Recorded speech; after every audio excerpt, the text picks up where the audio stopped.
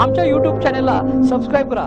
नवा Maharashtra news subscribe करा व नोटिफिकेशन ऑन करा। नोटिफिकेशन ऑन केल्याने आमचे अपडेट आपल्यापर्यंत सतत पोहोचत राहील। कामगार विरोधी धोरणाच्या विरोधात 72 तासांचा संप करण्याचा निर्णय घेण्यात आला आहे।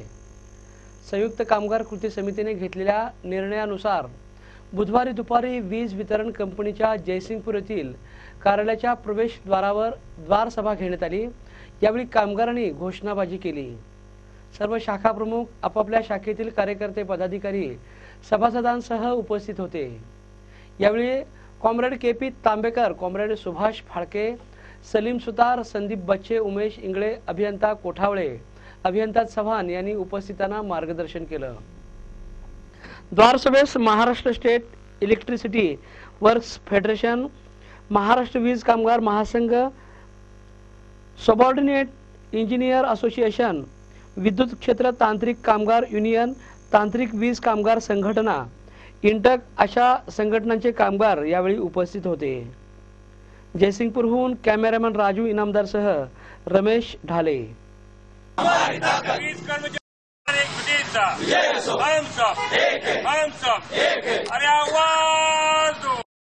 स्टाफ सेटअपचा जो विषय आहे हे कामगार कपात करण्याच्या दृष्टीने उघडलेला आहे। आज ग्राहक संख्येच्या वरती जर कर्मचाऱ्यांची संख्या जर विचारात घेतली तर अजूनही वाढवावी लागते। त्याचबरोबर ते जर कर्मचारी स्टाफ जर कमी केला गेला तर त्यांचे प्रमोशन आणि इतर गोष्टीवरतीही परिणाम होणार आहे। त्याचबरोबर ग्राहकांनाही चांगली सुविधा मिळणार नाही।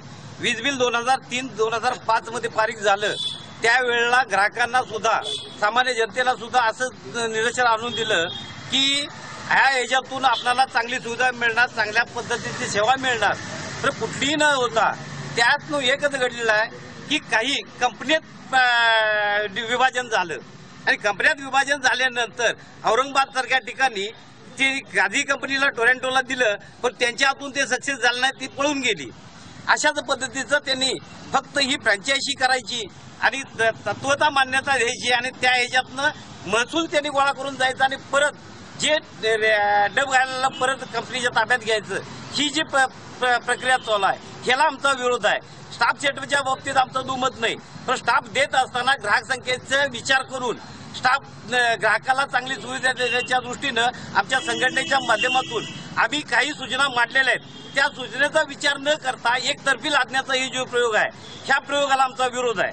त्याचबरोबर पेन्शन स्कीम, पेन्शन कर्मचाऱ्यांची पेन्शन स्कीम कोर्टातून मंजूर झाल्याबरोबर प्रशासन त्या पैशावरती अजूनही पेन्शन देण्याबद्दल योग्य तो निर्णय घेतला जात नाही।